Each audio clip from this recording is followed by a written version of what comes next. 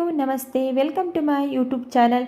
ಇವತ್ತಿನ ವಿಡಿಯೋದಲ್ಲಿ 1 ಕಪ್ ಅವಲಕ್ಕಿ ಹಾಗೂ 1 ಆಲೂಗೆಡ್ಡೆಯಿಂದ ತುಂಬಾ ಟೇಸ್ಟಿಯಾಗಿರುವಂತಹ ಒಂದು ಹೊಸ ರೆಸಿಪಿನ ಶೇರ್ ಮಾಡ್ತಾ ಇದ್ದೀನಿ. ಒಂದೇ ಥರ ಬ್ರೇಕ್ಫಾಸ್ಟ್ ತಿಂದು ಬೇಜಾರಾಗಿದ್ರೆ ಒಂದ್ಸಲ ಈ ವಿಧಾನದಲ್ಲಿ ಟ್ರೈ ಮಾಡಿ ನೋಡಿ. ಬನ್ನಿ ಯಾವ ರೀತಿ ಮಾಡೋದು ಅಂತ ನೋಡ್ಕೊಳ್ಳೋಣ. ನೋಡಿ, ನಾನಿಲ್ಲಿ ಈ ರೆಸಿಪಿನ ಮಾಡಲಿಕ್ಕೆ ಒಂದು ಮೀಡಿಯಮ್ ಸೈಜ್ ಆಲೂಗೆಡ್ಡೆನ ತೊಗೊಂಡಿದ್ದೀನಿ. ಇದನ್ನು ಸಿಪ್ಪೆ ತೆಗೆದು ಈ ರೀತಿ ಸಣ್ಣದಾಗಿ ಇದನ್ನು ತುರಿದಿಟ್ಕೊಳ್ತಾ ಇದ್ದೀನಿ. ಆದಷ್ಟು ಇದನ್ನು ನೀವು ಸಣ್ಣದಾಗಿಯೇ ತುರ್ಕೋಬೇಕು. ನೋಡಿ, ಈ ರೀತಿ ತುರಿದಿರುವಂತಹ ಆಲೂಗೆಡ್ಡೆನ ನಾನಿಲ್ಲಿ ನೀರಲ್ಲಿ ಸೇರಿಸಿಟ್ಕೊಳ್ತಾ ಇದ್ದೀನಿ. ಈ ರೀತಿ ನೀರಲ್ಲಿ ಸೇರಿಸೋದ್ರಿಂದ ಆಲೂಗೆಡ್ಡೆ ಕಪ್ಪಾಗೋದಿಲ್ಲ, ಅದೇ ಬಣ್ಣದಲ್ಲಿ ಇರುತ್ತೆ. ಇದನ್ನು ಪಕ್ಕಕ್ಕೆ ಇಟ್ಕೊಳ್ಳೋಣ. ನೆಕ್ಸ್ಟ್ ನಾನಿಲ್ಲಿ ಒಂದು ಮಿಕ್ಸರ್ ಜಾರ್ನಲ್ಲಿ 1 ಕಪ್ನಲ್ಲಿ ಅಳತೆ ಮಾಡಿಕೊಂಡು ಅದಕ್ಕೆ 1 ಕಪ್ ಆಗೋಷ್ಟು ಅವಲಕ್ಕಿನ ಸೇರಿಸ್ಕೊಳ್ತಾ ಇದ್ದೀನಿ. ಗಟ್ಟಿ ಅವಲಕ್ಕಿನೇ ಸೇರಿಸ್ಬೇಕು ಅಂತ ಏನಿಲ್ಲ, ಇಲ್ಲಿ ಪೇಪರ್ ಅವಲಕ್ಕಿನೂ ಸಹ ಸೇರಿಸ್ಕೋಬಹುದು. ಈಗ ಮಿಕ್ಸರ್ ಜಾರ್ಗೆ ಸೇರಿಸಿರುವಂತಹ ಅವಲಕ್ಕಿನ ಆದಷ್ಟು ನೈಸಾಗಿ ಇದನ್ನು ಪೌಡರ್ ಮಾಡ್ಕೊಳ್ಳೋಣ. ನೋಡಿ, ನಾನಿಲ್ಲಿ ಇಷ್ಟು ನೈಸಾಗಿ ಇದನ್ನು ಪೌಡರ್ ಮಾಡ್ಕೊಂಡಿದ್ದೀನಿ. ಈಗ ಇದನ್ನು ಪಕ್ಕಕ್ಕಿಟ್ಟು ನೆಕ್ಸ್ಟ್ ನಾನಿಲ್ಲಿ ಗ್ಯಾಸ್ ಸ್ಟವ್ನ ಆನ್ ಮಾಡಿ ಒಂದು ಪ್ಯಾನ್ ಇಟ್ಕೊಂಡಿದ್ದೀನಿ. ಪ್ಯಾನ್ ಬಿಸಿಯಾಗಿದ್ದ ನಂತರ ಇದಕ್ಕೆ 1 ಟೇಬಲ್ ಸ್ಪೂನ್ ಆಗೋಷ್ಟು ಎಣ್ಣೆನ ಸೇರಿಸ್ಕೊಳ್ತಾ ಇದ್ದೀನಿ. ಎಣ್ಣೆ ಬಿಸಿಯಾಗಿದ್ದ ನಂತರ ಅರ್ಧ ಟೀ ಸ್ಪೂನ್ ಅಷ್ಟು ಜೀರಿಗೆ, ಹಾಗೆ ಇದ್ರ ಜೊತೆಗೆ 1 ಟೀ ಸ್ಪೂನ್ ಆಗುವಷ್ಟು ಶುಂಠಿ ಬೆಳ್ಳುಳ್ಳಿ ಪೇಸ್ಟನ್ನು ಸೇರಿಸಿ ಹಸಿ ಸ್ಮೆಲ್ ಹೋಗೋವರೆಗೂ ಲೋ ಫ್ಲೇಮಲ್ಲಿಟ್ಟು ಚೆನ್ನಾಗಿ ಇದನ್ನು ಫ್ರೈ ಮಾಡ್ಕೊಳ್ಳೋಣ. ಶುಂಠಿ ಬೆಳ್ಳುಳ್ಳಿ ಪೇಸ್ಟ್ನ ಫ್ರೈ ಮಾಡ್ಕೊಂಡಿದ್ದ ನಂತರ ಇದಕ್ಕೆ ನಾನು ಯಾವ ಕಪ್ನಲ್ಲಿ ಅವಲಕ್ಕಿನ ಅಳತೆ ಮಾಡಿ ತೊಗೊಂಡಿದ್ದೆ ಅದೇ ಕಪ್ನಲ್ಲಿ 1 ಕಪ್ ಆಗೋಷ್ಟು ನೀರನ್ನು ಸೇರಿಸ್ಕೊಳ್ತಾ ಇದ್ದೀನಿ. ನಂತರ ರುಚಿಗೆ ತಕ್ಕಷ್ಟು ಉಪ್ಪು, 1 ಟೀ ಸ್ಪೂನ್ ಆಗೋಷ್ಟು ಚಿಲ್ಲಿ ಫ್ಲೇಕ್ಸ್ ಇದನ್ನು ಸೇರಿಸಿ ಮಿಕ್ಸ್ ಮಾಡಿಕೊಂಡು ನೀರನ್ನು ಚೆನ್ನಾಗಿ ಕುದಿ ಬರಲಿಕ್ಕೆ ಬಿಡೋಣ. ಈಗ ನೀರು ಸಹ ಚೆನ್ನಾಗಿ ಕುದೀತಾ ಇದೆ, ನೀವಿಲ್ಲಿ ನೋಡ್ತಾ ಇರ್ಬೋದು. ಈಗ ಇದಕ್ಕೆ ನಾವು ತುರಿದಿಟ್ಕೊಂಡಿರುವಂತಹ ಆಲೂಗೆಡ್ಡೆನ ಸೇರಿಸ್ಕೊಳ್ಳೋಣ. ನಾವು ತುರಿದಿಟ್ಕೊಂಡಿರುವಂತಹ ಆಲೂಗೆಡ್ಡೆಲಿರುವಂತಹ ನೀರನ್ನೆಲ್ಲ ಚೆನ್ನಾಗಿ ಹಿಂಡಿ ಸೇರಿಸ್ಕೋಬೇಕು. ಆಲೂಗೆಡ್ಡೆನ ಸೇರಿಸಿದ ನಂತರ ಇದನ್ನು ಚೆನ್ನಾಗಿ ಮಿಕ್ಸ್ ಮಾಡಿಕೊಂಡು ಇಲ್ಲಿ ಸೇರಿಸಿರುವಂತಹ ಆಲೂಗೆಡ್ಡೆ ತುರಿ ಕಂಪ್ಲೀಟಾಗಿ ಬೇಯಬೇಕು.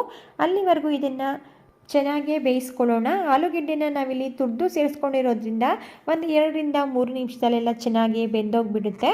ನೋಡಿ, ಈಗ ಆಲೂಗೆಡ್ಡೆ ಕೂಡ ಚೆನ್ನಾಗಿ ಬೆಂದಿದೆ. ಒಮ್ಮೆ ಇದನ್ನು ಚೆಕ್ ಮಾಡ್ಕೊಳ್ಳಿ. ನೀವಿಲ್ಲಿ ನೋಡ್ತಾ ಇರ್ಬೋದು, ಆಲೂಗೆಡ್ಡೆ ಈಗ ಕಂಪ್ಲೀಟಾಗಿ ಬೆಂದಿದೆ. ಈಗ ಇದಕ್ಕೆ ನಾನು ಮಿಕ್ಸರ್ ಜಾರ್ನಲ್ಲಿ ಗ್ರೈಂಡ್ ಮಾಡಿ ಇಟ್ಕೊಂಡಿರುವಂತಹ ಅವಲಕ್ಕಿ ಪೌಡರ್ನ ಸೇರಿಸ್ಕೊಳ್ತಾ ಇದ್ದೀನಿ. ಅವಲಕ್ಕಿ ಪೌಡರ್ನ ಸೇರಿಸಿದ ನಂತರ ನೀರಲ್ಲಿ ಚೆನ್ನಾಗಿ ಹೊಂದ್ಕೊಳ್ಳೋ ರೀತಿ ಇದನ್ನು ಮಿಕ್ಸ್ ಮಾಡ್ಕೊಳ್ಳೋಣ. ಮಿಕ್ಸ್ ಮಾಡ್ಕೋಬೇಕಾದ್ರೆ ಗ್ಯಾಸ್ ಸ್ಟವ್ನ ಲೋ ಫ್ಲೇಮಲ್ಲಿ ಇಟ್ಟು ಚೆನ್ನಾಗಿ ಇದನ್ನು ಮಿಕ್ಸ್ ಮಾಡ್ಕೊಳ್ಳಿ. ಒಂದು 2 ರಿಂದ 3 ನಿಮಿಷ ಇದನ್ನು ಇದೇ ರೀತಿ ಮಿಕ್ಸ್ ಮಾಡ್ಕೊಳ್ತಾ ಚೆನ್ನಾಗಿ ಫ್ರೈ ಮಾಡ್ಕೊಳ್ಳೋಣ. ನಂತರ ಗ್ಯಾಸ್ ಸ್ಟವ್ನ ಆಫ್ ಮಾಡಿಕೊಂಡು ಕಂಪ್ಲೀಟಾಗಿ ಇದನ್ನು ತಣ್ಣಗಾಗಲಿಕ್ಕೆ ಬಿಡೋಣ. ನಾವು ಕೈಯಿಂದ ಮುಟ್ಟುವಷ್ಟು ಇದು ತಣ್ಣಗಾದರೆ ಸಾಕು. ತಣ್ಣಗಾಗಿದ ನಂತರ ಚೆನ್ನಾಗಿ ಇದನ್ನು ಮತ್ತೊಮ್ಮೆ ಕೈಯಿಂದ ಮಿಕ್ಸ್ ಮಾಡ್ಕೊಳ್ಳೋಣ. ಯಾಕಂದರೆ ನಾವಿಲ್ಲಿ ಅವಲಕ್ಕಿನ ಸೇರಿಸಿರೋದ್ರಿಂದ ತುಂಬ ಉದುದ್ರಾಗಿರುತ್ತೆ. ಇದನ್ನು ಈ ರೀತಿ ಸ್ವಲ್ಪ ಕೈಯಿಂದ ಮಿಕ್ಸ್ ಮಾಡ್ಕೊಳ್ತಾ ಚೆನ್ನಾಗಿ ನಾದ್ಕೊಳ್ಳೋಣ.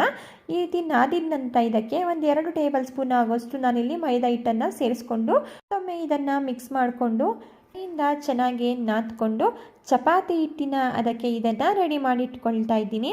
ನೋಡಿ, ಈ ರೀತಿ ಸಾಫ್ಟಾಗಿ ಹಿಟ್ಟನ್ನು ರೆಡಿ ಮಾಡಿ ಇಟ್ಕೋಬೇಕಾಗುತ್ತೆ. ಸ್ವಲ್ಪ ಬೇಕು ಅಂದರೆ ನೀವು ಇದನ್ನು ಮಿಕ್ಸ್ ಮಾಡ್ಕೋಬೇಕಾದ್ರೆ ಎಣ್ಣೆನೂ ಸಹ ಸೇರಿಸಿ ಮಿಕ್ಸ್ ಮಾಡ್ಕೊಳ್ಳಿ. ಈಗ ಇದನ್ನು ನಾನು ಒಂದು ಮೀಡಿಯಮ್ ಸೈಜಲ್ಲಿ ಉಂಡೆನ ಮಾಡಿ ಇಟ್ಕೊಳ್ತಾ ಇದ್ದೀನಿ. ನಾನು ಇದೇ ರೀತಿ ಎಲ್ಲ ಹಿಟ್ಟನ್ನು ಉಂಡೆಗಳನ್ನ ರೆಡಿ ಮಾಡಿ ಇಟ್ಕೊಂಡಿದ್ದೀನಿ. ನಂತರ ಕೌಂಟರ್ ಟಾಪ್ ಮೇಲೆ ಸ್ವಲ್ಪ ಗೋಧಿ ಹಿಟ್ಟು ಅಥವಾ ಅಕ್ಕಿ ಹಿಟ್ಟನ್ನು ಸ್ಪ್ರೆಡ್ ಮಾಡ್ಕೋಬೇಕಾಗುತ್ತೆ. ನಾನಿಲ್ಲಿ ಗೋಧಿ ಹಿಟ್ಟನ್ನೇ ತಗೊಳ್ತಾ ಇದ್ದೀನಿ. ನಂತರ ನಾವು ರೆಡಿ ಮಾಡಿ ಇಟ್ಕೊಂಡಿರುವಂತಹ ಒಂದು ಅವಲಕ್ಕಿ ಉಂಡೆನ ತಗೊಂಡು ಇದನ್ನು ಈ ರೀತಿ ಲಟ್ಟಿಸ್ಕೊಳ್ಳೋಣ. ತುಂಬ ತೆಳುವಾಗೆಲ್ಲ ಇದನ್ನು ಲಟ್ಟಿಸ್ಕೊಳ್ಳೋದು ಬೇಡ, ಸ್ವಲ್ಪ ದಪ್ಪದಾಗಿ ಇದನ್ನು ಲಟ್ಟಿಸ್ಕೋಬೇಕಾಗುತ್ತೆ. ನೋಡಿ, ಇದನ್ನು ಈ ರೀತಿ ಲಟ್ಟಿಸ್ಕೊಂಡು ನಂತರ ಈ ರೀತಿ ಪ್ಲೇಟ್ ಅಥವಾ ಯಾವುದಾದ್ರೂ ಒಂದು ಬೌಲ್ನಿಂದ ಇದನ್ನು ರೌಂಡ್ ಶೇಪಲ್ಲಿ ಈಕ್ವಲ್ ಆಗಿ ಕಟ್ ಮಾಡ್ಕೊಳ್ಳೋಣ.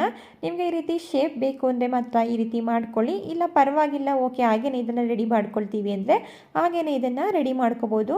ನೋಡಿ, ನಾನು ಇದನ್ನು ಈ ರೀತಿ ರೌಂಡ್ ಶೇಪಲ್ಲಿ ಕಟ್ ಮಾಡಿಕೊಂಡು ಎಕ್ಸ್ಟ್ರಾ ಇಡುವಂತಹ ಹಿಟ್ಟನ್ನೆಲ್ಲ ರಿಮೂವ್ ಮಾಡಿದ್ದೀನಿ. ನೋಡಿ, ಇಷ್ಟು ದಪ್ಪದಾಗಿ ನಾವು ಇದನ್ನು ಲಟ್ಟಿಸ್ಕೋಬೇಕಾಗುತ್ತೆ. ನಾನಿಲ್ಲಿ ಈ ಕಡೆ ತವಾನು ಸಹ ಬಿಸಿಯಾಗಲಿಕ್ಕೆ ಇಟ್ಟಿದ್ದೆ. ಈಗ ತವಾ ಸಹ ಬಿಸಿಯಾಗಿದೆ. ಮೀಡಿಯಂ ಫ್ಲೇಮಲ್ಲಿ ಮೀಡಿಯಮ್ ಆಗಿ ತವಾನ ಬಿಸಿ ಮಾಡಿಕೊಂಡ್ರೆ ಸಾಕು. ಈಗ ಲಟ್ಟಿಸ್ಕೊಂಡಿರುವಂತಹ ಅವಲಕ್ಕಿ ಚಪಾತಿನ ತವಾ ಮೇಲೆ ಹಾಕಿ ಇದನ್ನು 2 ಕಡೆ ಚೆನ್ನಾಗಿ ಕಲರ್ ಚೇಂಜ್ ಆಗೋವರೆಗೂ ಬೇಯಿಸ್ಕೋಬೇಕಾಗುತ್ತೆ. ನೀವು ಇದಕ್ಕೆ ಎಣ್ಣೆ ಬೆಣ್ಣೆ ತುಪ್ಪ ಯಾವುದಾದ್ರೂ ಸಹ ಬಳಸ್ಕೋಬೋದು. ನಾನಿಲ್ಲಿ ಎಣ್ಣೆನೇ ಬಳಸ್ಕೊಳ್ತಾ ಇದ್ದೀನಿ. ಮೀಡಿಯಂ ಫ್ಲೇಮಲ್ಲಿಟ್ಟು ಎರಡೂ ಕಡೆ ಕಲರ್ ಚೇಂಜ್ ಆಗೋವರೆಗೂ ಇದನ್ನು ಬೇಯಿಸ್ಕೋಬೇಕಾಗುತ್ತೆ. ನೋಡಿ, ಆದಷ್ಟು ಕಮ್ಮಿ ಊರಿನಲ್ಲೇ ಇದನ್ನು ಚೆನ್ನಾಗಿ ಬೇಯಿಸ್ಕೊಳ್ಳಿ. ನೋಡಿ, ನಾನು ಎರಡೂ ಕಡೆ ಈ ರೀತಿ ಕಲರ್ ಚೇಂಜ್ ಆಗೋವರೆಗೂ ಚೆನ್ನಾಗಿ ಇದನ್ನು ಬೇಯಿಸ್ಕೊಂಡಿದ್ದೀನಿ. ನೀವಿಲ್ಲಿ ನೋಡ್ತಾ ಇರ್ಬೋದು. ಈಗ ಇದು ಆಗಿದೆ. ಇದನ್ನು ತೆಗೆದು ನಾನಿಲ್ಲಿ ಒಂದು ಪ್ಲೇಟ್ಗೆ ಇಟ್ಕೊಳ್ತಾ ಇದ್ದೀನಿ. ಅದೇ ರೀತಿ ನಾನಿಲ್ಲಿ ಇನ್ನೊಂದು ಅವಲಕ್ಕಿ ಚಪಾತಿನ ಬೇಯಿಸ್ಕೊಳ್ತಾ ಇದ್ದೀನಿ. ನೀವಿಲ್ಲಿ ನೋಡ್ತಾ ಇರ್ಬೋದು. ಇದನ್ನು ಕೂಡ ನಾನಿಲ್ಲಿ ಕಂಪ್ಲೀಟಾಗಿ ಕಲರ್ ಚೇಂಜ್ ಆಗೋವರೆಗೂ ಬೇಯಿಸ್ಕೊಂಡಿದ್ದೀನಿ. ರೆಡಿಯಾಗಿರುವಂತಹ ಆಲೂಗೆಡ್ಡೆ ಹಾಗೂ ಅವಲಕ್ಕಿ ಚಪಾತಿನ ಹಾಗೆ ತಿನ್ಬೋದು.